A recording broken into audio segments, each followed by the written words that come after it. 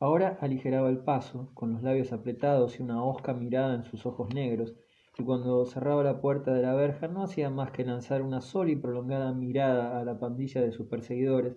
Si hubiera vuelto mala, hubiese caído insensiblemente en la huraña crueldad de los parias, si no hubiese sentido a veces como si toda su infancia invadiera su corazón. Sus 11 años provocaban en ella desfallecimientos de niña que la aliviaban. Entonces lloraba, avergonzada de ella y de su padre, y corría a esconderse en un rincón de una cuadra para sollozar con desahogo, comprendiendo que si veían sus lágrimas la martirizarían más todavía, y cuando había llorado todo lo que tenía que llorar, iba a lavarse los ojos en la cocina y recobraba su semblante impasible. No era su interés lo único que la hacía ocultarse, sino que llevaba el orgullo de sus fuerzas precoces hasta el punto de no querer que se la tuviera ya por una niña. A la larga, todo hubiera debido agriarse en ella, y si afortunadamente se salvó, fue al encontrar y recobrar la ternura de su carácter afectivo. El pozo, que se encontraba en el patio de la casa habitada por tía Dide y Silverio, pertenecía también por mitad a Jacques Meffren, cuya pared medianera lo partía en dos. Antiguamente, antes de que el huerto de los Fouquet quedase reunido a la gran finca vecina, los hortelanos utilizaban diariamente este pozo, pero desde la venta del terreno, como estaba lejos de las dependencias, los habitantes del Jazz, que tenían a su disposición unos grandes depósitos, no sacaban del pozo ni un cubo de agua al mes. Por el contrario, todas las mañanas se escuchaba el chirrido de la polea al otro lado de la tapia. Era Silverio, que sacaba el agua que tía Dide necesitaba para la casa. Un día se rajó la polea y el joven carrero cortó él mismo una hermosa y fuerte polea de roble que colocó por la tarde, después de salir de su trabajo. Para hacerlo tuvo que subirse a la tapia y cuando terminó su obra permaneció horcajada sobre el caballete del muro, descansando y contemplando con curiosidad la dilatada extensión del Jacques Meffren. Al fin y al cabo, por fijarse en una campesina que estaba arrancando las malas hierbas a algunos pasos del muro, corría el mes de julio y el aire quemaba, aunque el sol estuviese ya a punto de hundirse en el horizonte. La campesina, que se había quitado el corpiño, en corsé blanco, con un pañuelo de color cubriéndole los hombros y las mangas de la camisa remangadas hasta el codo, estaba agachada, envuelta en los pliegues de su falda de tela de algodón, sujeta por dos tirantes cruzados por detrás de la espalda. Caminaba de rodillas, arrancando activamente la cizaña que iba echando en una espuerta. El joven no veía de ella más que sus brazos desnudos, quemados por el sol, alargándose a derecha e izquierda para coger alguna hierba olvidada. Seguía con agrado aquel juego rápido de los brazos de la campesina, experimentando un singular placer al verlos tan firmes y tan ágiles. La campesina se había erguido ligeramente al dejar de oírle trabajar y había bajado de nuevo la cabeza antes de que él pudiese distinguir sus facciones. Este movimiento de alarma le retuvo. Se interrogaba con curiosidad acerca de aquella mujer, silbando maquinalmente y llevando al compás de con un escoplo que tenía en la mano, cuando de pronto se le escurrió la herramienta. Esta cayó del lado de Jess Friend, rebotó en el brocal del pozo y fue a parar a algunos pasos de la tapia. Silverio la miró, inclinándose, no decidiéndose a bajar, pero parece ser que la campesina estaba mirando al joven de reojo, porque se levantó y sin decir nada recogió el escoplo y se lo tendió a Silverio. Entonces pudo ver este último que la campesina era una niña, lo cual le sorprendió e intimidó un poco. A la luz roja del sol poniente la muchacha se alzaba hacia él. La tapia era baja en aquel lugar, pero era todavía demasiado elevada para la estatura de la muchacha. Silverio se tendió sobre el caballete y la niña se empinó sobre la punta de los pies. No decían nada, limitándose a mirarse con aire confuso y sonriente. El joven hubiese querido además prolongar la actitud de la niña. Esta levantaba hacia él un adorable rostro, de grandes ojos negros y una boca roja que le tenían suspenso y se agitaba interiormente de un modo extraño. Jamás había visto una muchacha desde tan cerca, e ignoraba que una boca y unos ojos pudieran ser tan agradables de mirar. Le parecía que todo tenía un encanto desconocido. La pañoleta de color, el blanco corsé, la falda de algodón azul que sujetaban los tirantes tensos por el movimiento de los hombros. Su mirada se deslizó a lo largo del brazo que le tendía la herramienta. Hasta el codo, el brazo era de un moreno dorado, como tostado, pero más arriba, bajo la sombra de la manga de la camisa recogida, Silverio distinguía una redondez y una blancura de leche. Se turbó, se inclinó todavía más y al fin pudo coger el escoplo. La campesina comenzaba también a turbarse. Una vez entregada la herramienta, siguieron así, sonriéndose, la niña abajo, con el rostro levantado, y el joven medio acostado sobre el caballete de la tapia. No sabían cómo separarse, no habían cambiado una palabra, y Silverio había olvidado hasta dar las gracias. ¿Cómo te llamas?, le preguntó. María, respondió la niña, pero todo el mundo me llama Miet. Y alzándose ligeramente preguntó a su vez con voz clara, ¿y tú? Yo me llamo Silverio, respondió el obrero. Hubo un silencio durante el cual parecieron escuchar complacidos la música de sus nombres. Yo tengo 15 años, siguió diciendo Silverio, ¿y tú? Yo cumpliré 11 por todos los santos, respondió Miet. El joven hizo un gesto de sorpresa. Anda, y yo que te había tomado por una mujer, exclamó, riendo. Tienes unos brazos muy gruesos. Ella entonces se echó a reír, mientras mirándose los brazos.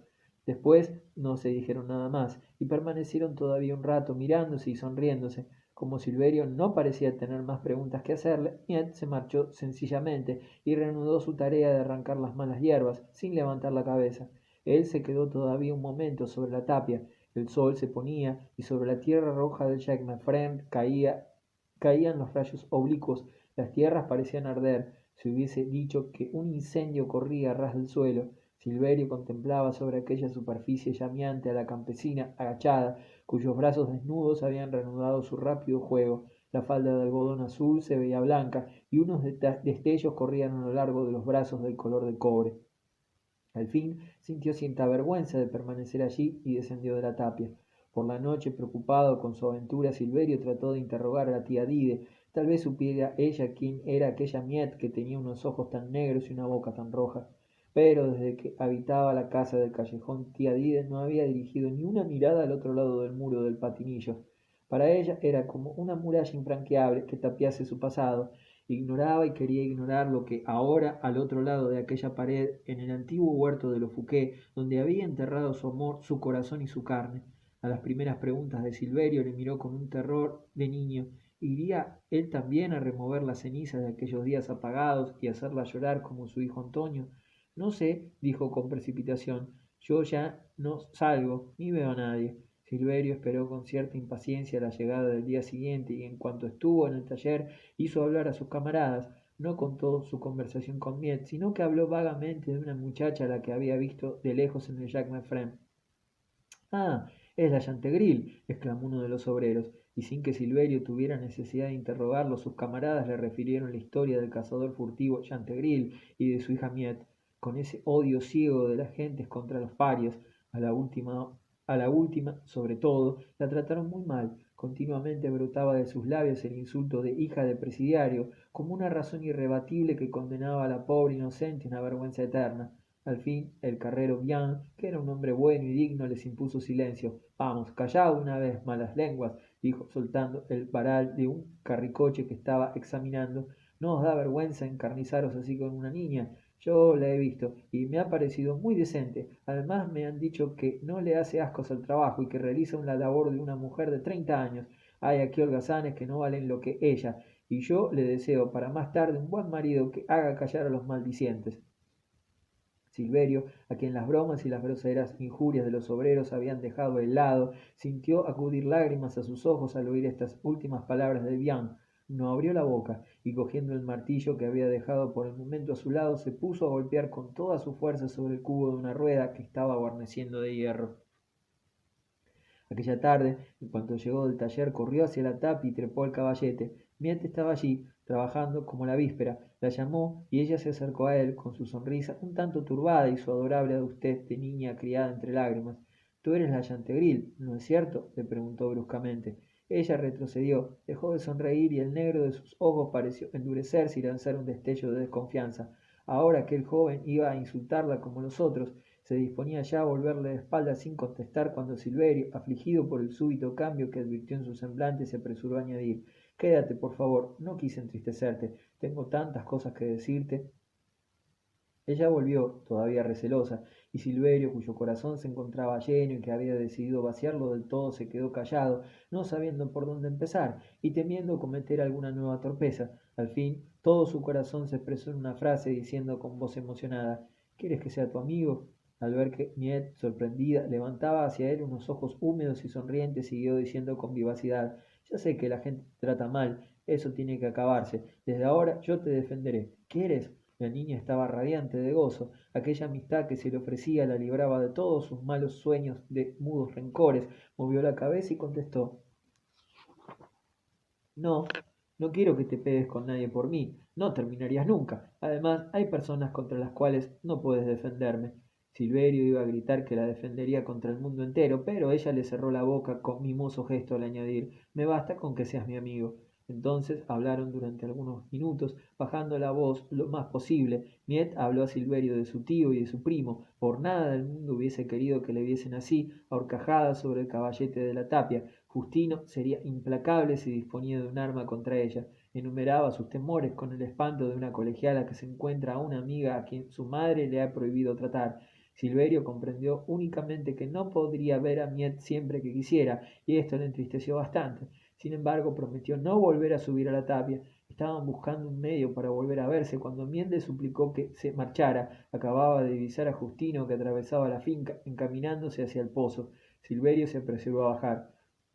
Cuando estuvo en el patinillo, permaneció al pie de la tapia, tratando de escuchar, irritado consigo mismo por su vida. Al cabo de algunos minutos se aventuró a subir de nuevo y a dirigir una mirada a Jasnafrén, pero vio a Justino hablando con Miet y retiró rápidamente la cabeza. Al día siguiente no pudo ver a su amiga, ni siquiera de lejos. Sin duda había terminado su labor en aquella parte del jazz. Así transcurrieron 8 días sin que los dos camaradas tuviesen ocasión de cambiar una sola palabra. Silverio estaba desesperado y pensaba en ir decididamente a preguntar por Miet en la casa de los Rebuffat. El pozo común era grande y poco profundo. A cada lado de la tapia el brocal describía un amplio semicírculo. El agua se encontraba a 3 o 4 metros todo lo más, y en esta agua dormida se reflejaban las dos bocas del pozo como dos medias lunas que la sombra del muro separaba con una raya negra. Asomándose, se hubiese creído distinguir a la luz incierta dos espejos de una claridad y de un brillo singulares. Las mañanas de sol, cuando el goteo del agua desprendía de las cuerdas no alteraba la superficie del agua, aquellos espejos, aquellos reflejos del cielo se recortaban en blanco sobre el agua verde, reproduciendo con asombrosa exactitud las hojas de una mata de hierba que había crecido a lo largo de la tapia, por encima del pozo. Una mañana, temprano, al ir Silverio a sacar la provisión de agua de tía Dide, se inclinó maquinalmente en el momento en que se agarraba la cuerda. De pronto se estremeció y permaneció curvado, inmóvil. En el fondo del pozo había creído distinguir un rostro de muchacha que le miraba sonriendo, pero al mover la cuerda, el agua, agitada, no era ya más que un espejo turbio que no reflejaba las cosas con claridad. Esperó a que el agua se quitase de nuevo, sin atreverse a hacer un solo movimiento, y con el corazón latiéndole apresuradamente, y a medida que las ondas se ensanchaban y morían, vio formarse de nuevo la aparición. Al principio siguió oscilando durante algún tiempo con una ondulación que prestaba a sus rasgos una gracia vaga de fantasma. Al fin quedó fija. Era el rostro sonriente de Miet, con su busto, su pañoleta de color, su corsé blanco y sus tirantes azules. Silverio encontró también su imagen en el otro espejo. Entonces, sabiendo los dos que se veían, se hicieron señas con la cabeza. Al principio ni siquiera se les ocurrió hablar. Después se saludaron. Buenos días, Silverio. Buenos días, Miet. El extraño sonido de sus voces les asombró. En aquel húmedo agujero habían adquirido un tono de sorda y singular dulzura. Parecíanles, parecíanles que venían de muy lejos, con ese acento ligero de las voces que se oyen al atardecer en el campo. Como el pozo prestaba sonoridad al menor susurro, comprendieron que bastaba con que hablasen bajo para entenderse. Puestos de codo sobre el brocal, inclinados y mirándose, hablaron. Miet dijo cuán triste había estado desde hacía 8 días. Trabajaba al otro extremo del jazz y solo podía escaparse por la mañana temprano. Al decir esto, hacía una mueca de enfado que Silverio distinguía perfectamente y a la que contestaba con un movimiento de cabeza irritado. Se hacían sus confidencias como si se hubiesen encontrado frente a frente, con los gestos y las expresiones que pedían las palabras. Poco les importaba el muro que les separaba ahora que se veían allá abajo, en aquellas profundidades discretas. Yo ya sabía, siguió diciendo Miel con expresión astuta, que tú sacabas agua todos los días a la misma hora. Desde la casa oigo siempre rechinar la polea. Entonces inventé un pretexto diciendo que el agua de este pozo cuece mejor las legumbres. Me proponía venir a sacar agua todas las mañanas al mismo tiempo que tú, para poderte dar los buenos días sin que nadie se enterase. Rió con una risa de inocente que se aplaude por su astucia y terminó diciendo, pero no me imaginaba que íbamos a vernos en el agua.